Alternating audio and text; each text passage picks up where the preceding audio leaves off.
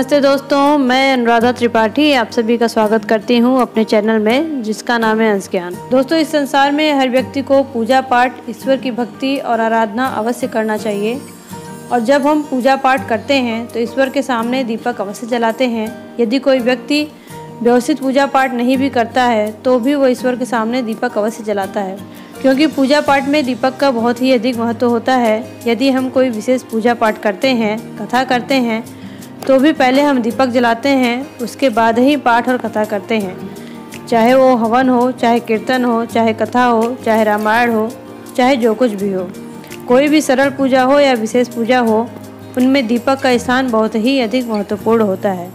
बिना दीपक के कोई भी पूजा सफल नहीं होती है, क्योंकि हम जो पूजा पाठ, भजन कीर्तन करते हैं वह दीपक की ज्वाला के माध्यम से ही प्रभु तक पहुंचता है।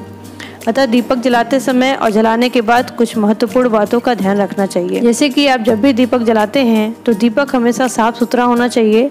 पहले से जले हुए दीपक में दीप नहीं जलाना चाहिए। आपको बाती का भी विशेष ध्यान रखना चाहिए। जब हम रुई की बाती बनाते हैं, जब हम बाती बनाने के लिए रुई लेते हैं तो उस रुई में उसके फल के बीजों के टुकड़े या गंदगी नहीं होनी चाहिए। साफ सुथरी रुई का ही दीपक जलाना चाहिए। दीपक का मुख सदैव ईश्वर की तरफ ही करके दीपक जलाना चाहिए। दीपक रखते समय ध्यान रहे कि आपके दीपक का मुख दक्षिण दिशा की तरफ नहीं होना चाहिए। दीपक को जलाते समय बाती को सदैव ऐसे व्यवस्थित करें कि दीपक ना तो बहुत तेज ज्वाला के साथ जले और ना ही बहुत धीमी ज्वाला के साथ। दीपक की लौ सदैव मध्यम ही रखनी चाहिए। दोस्तों, दीपक हम अपनी आस्था के साथ प्रभु के सामने प्रज्वलित करते हैं। जो भी हम अपनी मनोकामना प्रभु से कहते हैं वह दीपक के माध्यम से ही प्रभु तक पहुंचती है।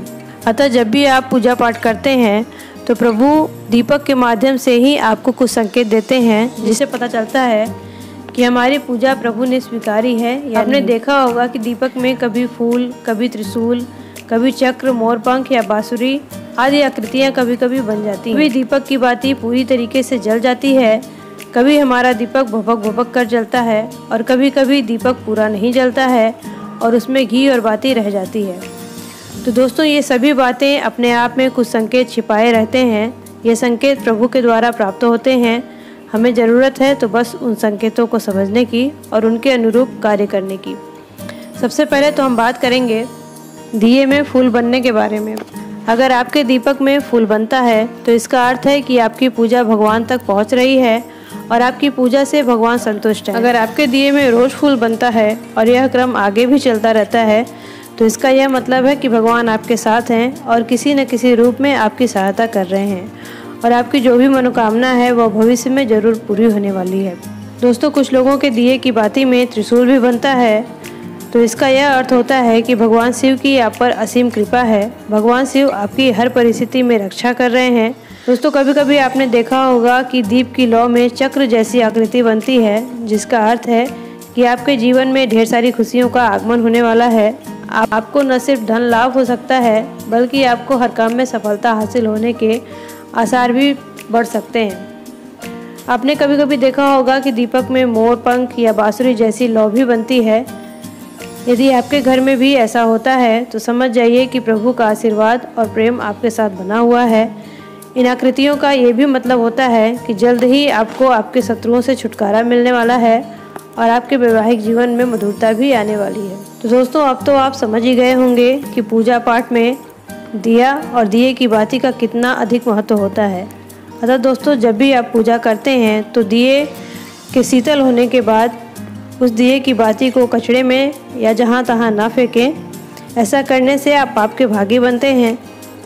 अब आप सोच रहे होंगे कि क्या करना चाहिए, उस बाती का कहाँ रखें, क्या करें। तो मैं बता दूं कि आपको उस बाती को स्वच्छ जगह पर रखना है ताकि किसी का पैर ना पड़े, इधर उधर की गंदगी ना लगे। तो आप एक काम कर सकते हैं कि दिए की बाती को कहीं इकट्ठा करके रखें, फिर बाद में उसे किसी साफ जगह पर मिट्टी खोदकर वहाँ पर गाड़ दें। नहीं तो यदि आपने गमले में पौधे लगाए हैं तो आप उनकी मिट्टी में बाती को गाड़ सकते हैं। और यदि ऐसा नहीं कर सकते हैं तो इकट्ठा की हुई बाती को एक साथ जलाकर उसकी राख को गमलों में डाल सकते हैं। दोस्तों, सिर्फ बाती ही नहीं, आपने जो भी चीज़ें प्रभु को समर्पित की हैं, जैसे रक्षा हो गया, अक्षत हो गया, फूल माला इत्यादि, किसी भी चीज़ को आपको इधर उधर नहीं फेंकना चाहिए। सबको इकट्ठा करके रखें और बाद में आप इन्हें नदी में प्रवाहित कर सकते हैं या फिर किसी स्वच्छ जगह की मिट्टी को खोदकर वहाँ पर आप गाड़ सकते हैं, या फिर रोज़ का जो भी थोड़ा बहुत सामग्री रहता है पूजा पाठ का, आप उन्हें गमलों इत्यादि में भी डाल सकते हैं। तो दोस्तों, आशा करती हूँ कि आपको ये वीडियो पसंद आया होगा। अगर वीडियो पसंद आता है तो इस वीडियो को लाइक करें, मेरे चैनल को सब्सक्राइब करना ना भूलें और आगे की वीडियोज़ को देखने के लिए बेल आइकन को दबाएं। नमस्ते।